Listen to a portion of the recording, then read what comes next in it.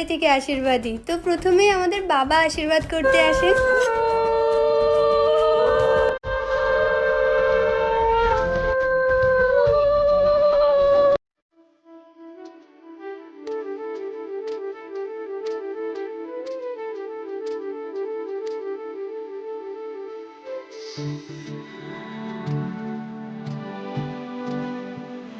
বাবার আশীর্বাদ হয়ে যাওয়ার পর তারপর মা আসেন আমাদের আশীর্বাদ করার জন্য।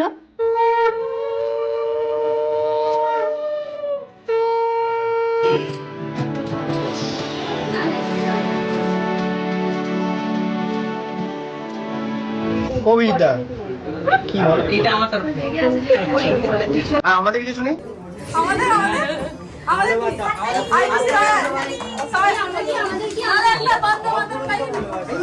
অফুরন্ত ভালোবাসা, যেটা আনলিমিটেড থাকে সবার জন্য।